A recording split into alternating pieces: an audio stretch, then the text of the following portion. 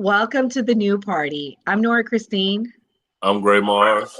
And I'm D White. Today, we're going to get into the Republican Party's 2024 platform goals. Um, right now, I think it's official to say that Donald Trump has changed the Republican Party forever. I'm going to share a clip, and then after that, we'll go and give reactions and then go over what the platform entails. This clip is pretty interesting because pretty much it shares what we're saying, that he's changed the Republican Party and he's made them more modern. This is a Newsmax clip. A News Nation clip. So here we go. Former President Donald Trump. For the first time in 40 years, the party is not backing a federal abortion ban in its platform, instead saying it should be left up to individual states. It's been a high-profile policy for decades, and the major change is leaving some of the more conservative party members concerned. Joining me now is Caroline Sunshine, Deputy Communications Director for the Trump campaign. Caroline, thank you. So pretty much I was on Twitter yesterday and a lot of old school Republicans are not feeling this. I'm going to start with the Republican in the room and get his opinion. Dee, what's your opinion on the change on abortion now? Something that I've come to learn on my journey in dealing with politics is that abortion is a super hot button issue. And it's the one hill that a lot of women are willing to die on. I don't understand it. I can't relate to it.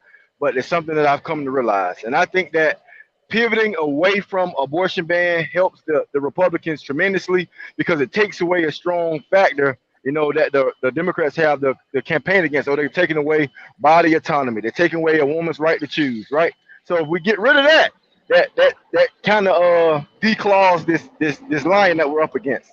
So I think that was a great idea. I personally don't like it. But I understand why, and I'm sure that once everybody realizes what's going on, that'll be one less thing that they have to talk about. Gray. I think Trump them are trying to keep the momentum. That's why we haven't seen him in the media. They feel like Joe Biden is destroying himself, and like some of the polls are saying that he dropped 5 points, but Trump just stayed the same. So they're seeing that they got an opportunity here. This is probably the best position Trump has been in. So Trump and his campaign are saying that we got to keep this momentum, and we got to look at swing state voters and moderate Democrats and try to get them over. So they're basically, it's just a strategic move for Trump. And I feel like Trump is basically telling the Republican Party and the RNC exactly what to do. I mean, his daughter-in-law is the head of the RNC. Yeah. And also, I think that it's modernizing it, right? Like, I think that this is awesome. I think that we're not living in the 1800s anymore. It's time to get to 2024. And, whether you agree with certain liberties that people feel like they should have, it is a right that most women feel that they should have. But that's not the only thing that he pretty much changed. I located the other platform topics, and they're pretty big. Things that we normally would accept, like seal the border, carry out the largest deportation, and inflation. Nothing really surprises me on any of this other than the abortion thing. And just to be clear, what he's saying is he wants to put it at the state's level. The one thing that kind of does concern me, and I'm sure you agree, Gray, is secure our elections, including same-day voting, voter identification, paper ballots, and proof of citizenship. Yeah. That bothers you, what you said? Yeah, it bothers me because I don't think we should just have same-day voting. I don't see what the problem, unless they're going to say it's going to be a national holiday. I don't think it's fair to say it should just be one day of voting. I think we should have early voting.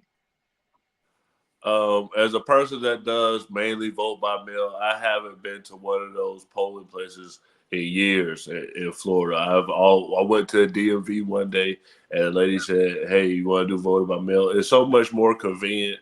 You literally just fill it out and put it in your mailbox. You don't have to take off work. So yeah, I think that's wrong to like change that. I think voting by mail is especially good for seniors and for people with illnesses that can't go down or stand for a long time. And how do you provide proof of citizenship? I have an issue with that one as well, because the Constitution I mean, I'm not saying we should allow anybody to vote, but That's I what feel it like sounds like. no, but when does it say provide proof of citizenship? I mean, you have to be you have to show ID for everything in this country, everything. And I don't understand why it's such a crime to Well, I ask agree with the for. ID. Yeah. Yeah, that's Nora, take the thing down while we talking. But yeah, Okay. keep going, D-White, my bad. yeah. I mean, you can't. I agree with RFK. RFK said what he's going to do. He's going to issue a mandate that makes the post office provide a free ID for everybody. Everybody that's an Good. American citizen. Perfect. And I think that if we get something like that, then maybe would that work for you guys? Would something like that work? I don't care about the ID. You're not getting what I'm saying. They're saying you have to provide proof of citizenship. I'm a big believer in the Constitution, and I don't believe in people just making up things as they want unless they're going to do an amendment to it. That's not what it says, though. Yeah, I understand exactly what you're saying. Yeah. But in certain states like California and New York, people who are not from this country can get ID. So ID really wouldn't suffice in those cases. He's True. just trying to he's trying to protect the integrity of American elections. I mean, I don't know what other choice we have here. Just let anybody vote. Is that what you guys are saying? To me, I think with the technology we have, if you can use your phone and just do your Face ID and pay stuff from your bank account, I think we should be using technology to like secure elections more. I know people are like afraid of hackers, and that's the biggest concern. I think it's like somebody hacking it. But as far as identification, I think driver's licenses and things like that need to pivot to digital, where it's just on your phone, where Right. it's like you get pulled over. You can show your insurance just on your phone now. So I think it needs to be something like that. I don't agree that somebody's not a citizen should vote. So I think it should be your standard ID, but I think sometimes they try to use IDs to create voter suppression. But I will say this: it's really easy to get a voting card. Like now that I think of it, I never had to show. I never had to show proof of anything. Yeah, because they already knew you were an American citizen. Okay, so how did they then? Why put that line there? No idea. You got another clip? Nope, that's it for this one. I mean, very curious to see how this affects the RNC. Just a reminder to everyone: Monday is a big night. You forgot a big factor on there. Trump supporting gay marriage. Oh, okay. Go ahead and talk about it.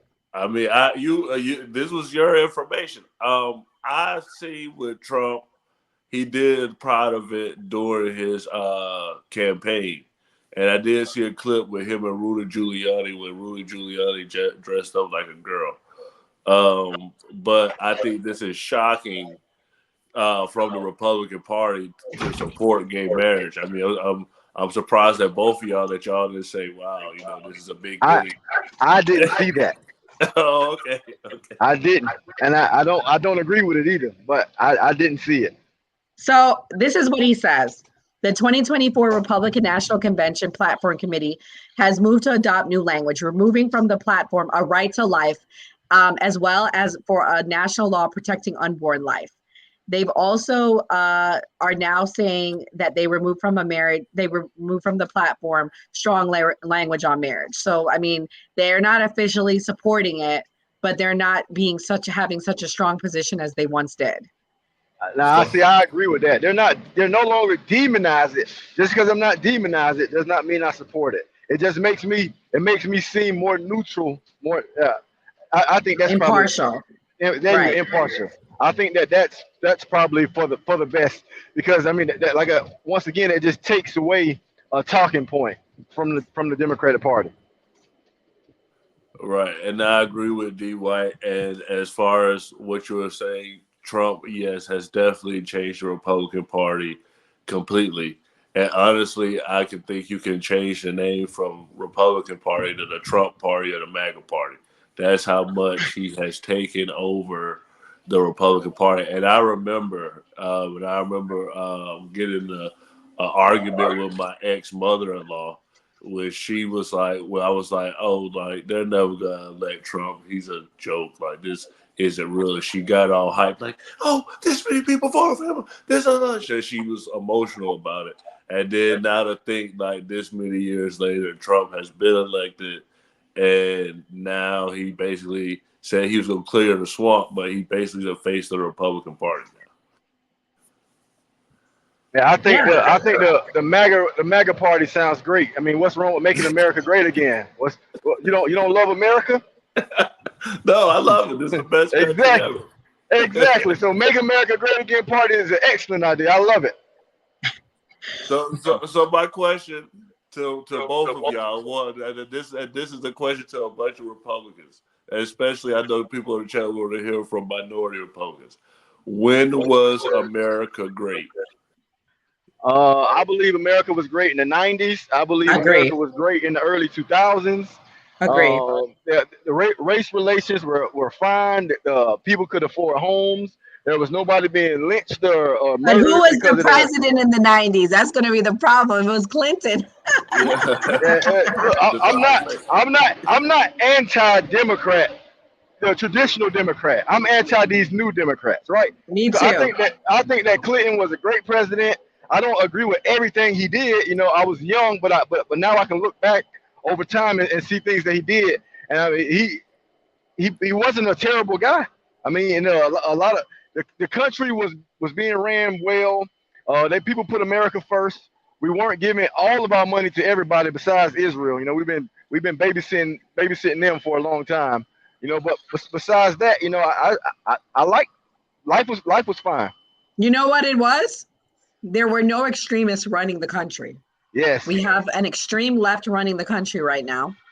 And I don't want an extreme right either. But we have a problem with extremism right now on both sides. And that's why it was great. So that's you're saying your answer is the same as D. White, the 90s. The 90s and I think the 70s. The 70s? Yeah. Why the 70s? We had civil rights at that point got passed. There was more, there wasn't as much equality as there is now, but doors were slowly starting to open for Black people and minorities. You were able to own a house, like Donnie said, or Dee said. I think that technology was advancing like crazy in the 70s. I think we're very stagnant in the world right now. And I also feel like a lot of it goes back to Christian values. We had values in this country. We no longer have that. Once we went away from having values, and it doesn't necessarily have to be Christian, it could be Muslim, it could be Hindu, but people don't have core values anymore at this point. Also, there was an honor in serving your country. There was an honor in going and putting on that uniform. People have taken that away as well now too. So I don't think America's great. Correct. I remember as a kid watching the Marine advertisements on TV, growing up and wanting to join the Army. I remember that. You know, it was like something great to do. You're almost kind of like a hero, you know, for joining the armed forces. You know, going to protect our country.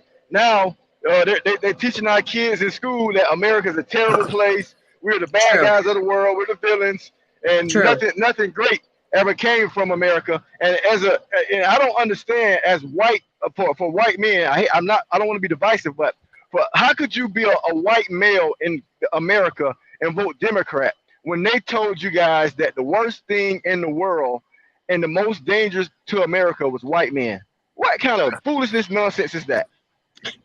I mean, how could you just demonize a whole race and a whole gender of people simply for being a white male? That's crazy to me.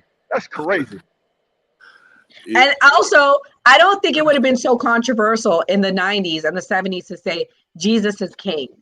And going back to my point, again, the country has lost its mind.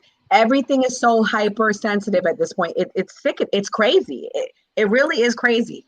I think that now with social media, everybody has an opinion. Like, I don't think in the 90s and all of that stuff, cancel culture could have existed because it could have been like these mass movements, like, oh, everybody hates this person. Like Yeah. now, like if you hate a company, everybody's on Twitter, Facebook, Instagram. And matter of fact, viewers, Attacking. that's a good point. Follow us on all social media, please. The new party. Please Um, subscribe. We're starting a contest. We're um, trying to get to 5,000 subscribers. So like he said, subscribe.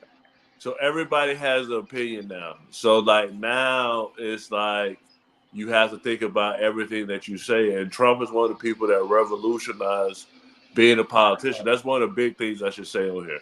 Trump was the first politician I seen use social media like as themselves and not like their staff just putting out, oh, happy Easter to everybody, like where he was really talking like directly to the people. So that's one big thing I think Trump changed with politics overall is using social media. And I think that's one of the big reasons that everything is so divisive these days is that everybody can voice their opinion, everybody can say what they want and how they feel about everything. Yeah, I agree. I agree Yeah, with you. for sure. All right, Nora, anything else? No, I mean, again, the countdown starts for the Republican National Convention. We anticipate that any day now, Trump is going to announce who he's picking as his VP running mate. He has to announce it, they say, either by the convention or at the convention due to the party rules. So any day we'll be speaking about who he's picking. My vote is hopefully for Tim Scott. We'll see what happens. Tim Scott, I saw a poll, he's number one. Anything you guys want to add before we close out? I saw that Tim Scott was number one, but yes, like, comment, and subscribe. What about you, D White? Yeah, I hope Tim Scott is the winner. I like him a lot. I think he represents, what black people can obtain in America. He doesn't go out and beg for change for chances. He goes and takes what he wants and does what he needs to do to get the outcome he's looking for. And he did it without handouts and all that great stuff. So I think he's a great candidate to be the VP. And like you guys say, I hope everybody goes out and vote. Please go vote. Vote. Oh, and please subscribe. We have Yes. a contest coming. We're trying to get to 5,000 subscribers. If you are the lucky 5,000 subscriber, we will send you either a MAGA hat or a Biden hat. If Biden is still the nominee at that point, whoever it is at that point. So please, please, please subscribe. We're so close. We're almost at 2,000 right now. So we're trying to make it there to 5,000. Thank you. Thank you. And as always, vote. Vote.